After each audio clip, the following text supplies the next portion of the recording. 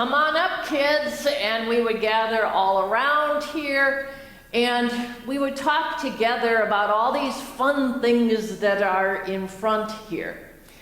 But we're going to talk anyway, so you'll just have to figure out ways at home that you might be able to settle right in just to listen to a story about sheep. So Jesus is talking to his disciples, and he's talking about who he is. And he uses all these languages that his disciples understand because he talks about fish, because they're fishermen. He talks about sheep and gates and shepherd because that's all on the hillsides out there, and the sheep are everywhere just wandering around trying to find good grass so that they can survive and so that they can find water. So the words that Jesus uses are words that are pictures in their minds that they hopefully can understand. He says, I'm a gate, so people can go in and out, and gates guard things. And he has said before that I am the light, I am the water, things that we need to live. I am the resurrection. These are things that we need for life. And so Jesus says, I am the good shepherd. And then what does that make all of us here? And all of us who would be sitting in the pews? That makes us the sheep. So I have a special song that I'd like to teach to you, and maybe you already know it. And the words are, I just want to be a sheep. And watch the screen because it has some pictures to go along with it, not the words, so listen to the words. I just want to be a sheep. I pray the Lord my soul to keep. I don't want to be a goat, because goats aren't the most popular things in the world. I don't want to be a goat. Nope, because the goats don't have a lot of hope. I just want to be a sheep. I just want to be a child of God, walking the same path he trod. And then we'll say the fun, I just want to be a sheep. Ba, ba, ba. Are you ready?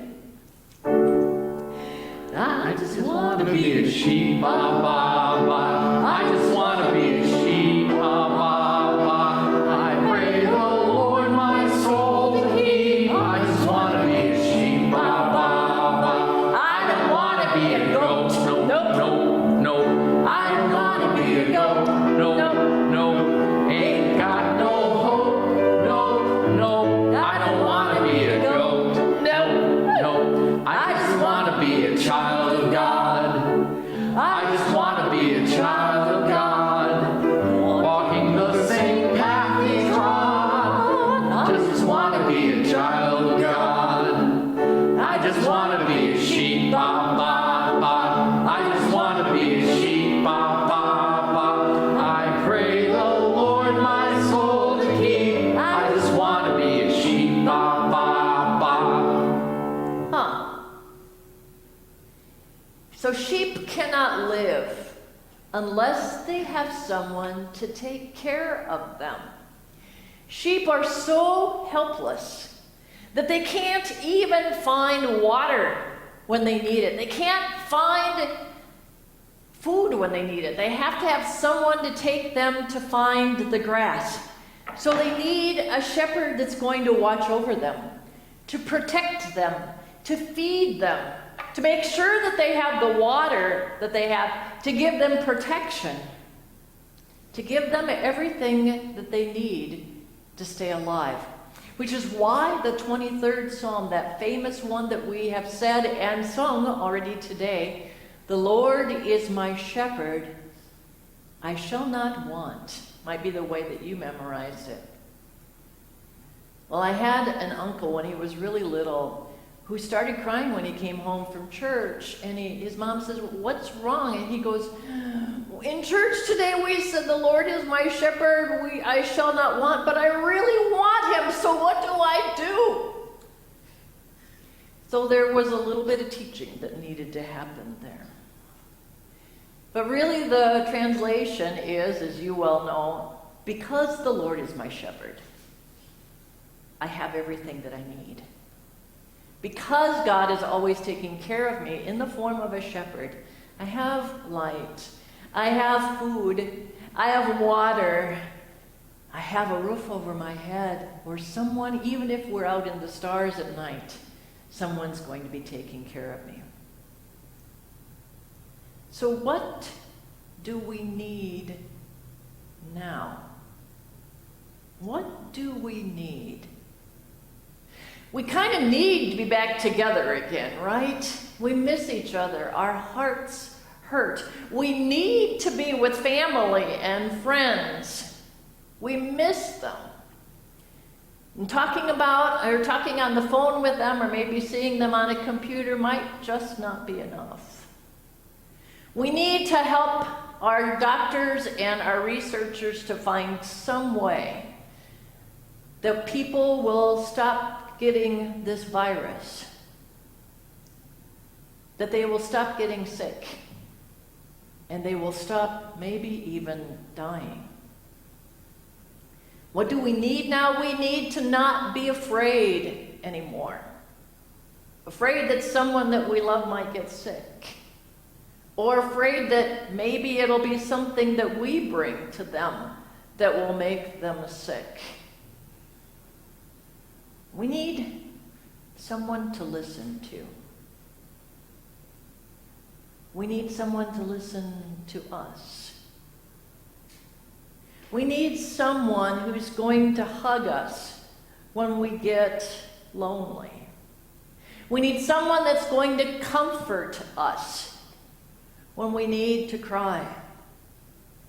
We need someone who's going to feed us the things that we need. And we need someone to trust so that we can say, I heard someone saying this, or I heard on TV this. Is it really true? Because there's a lot of bad information that's out there right now. We need to pay attention to others. We need to reach out to others still. If they're trying to be brave for us, because especially if we're kids, especially if we're sheep, sometimes our parents try to be really, really brave in front of us. And we need to say, okay, Mom, okay, Dad, just tell me the truth. And then give them a hug. Because that's how we'll stay safe. That's how we'll stay safe together. And that's why I'm holding on to these really weird things. Because this you recognize, because it's a shepherd's staff is what we call it. So in the middle of the 23rd Psalm, it says, your rod. Okay, a rod is something that kind of pokes and keeps things away. Your rod and your staff, they comfort me. It's because these are the tools that shepherds have, and they carry them with them all the time to keep their sheep safe. Because there's always going to be that one sheep that wanders all the way away and doesn't really realize that it's on a path towards destruction. And maybe it'll fall down a cliff or something, so you can use the staff to get a hold of its neck, to get a hold of underneath of its legs, and pull it to safety again.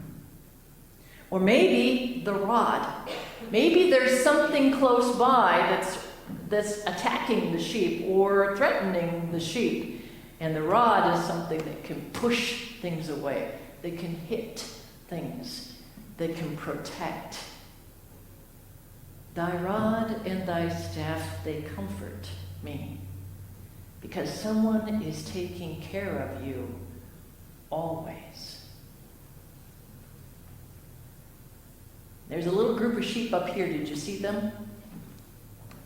When we are baptized, we become a child of God. And we start calling ourselves little lambs or little sheep.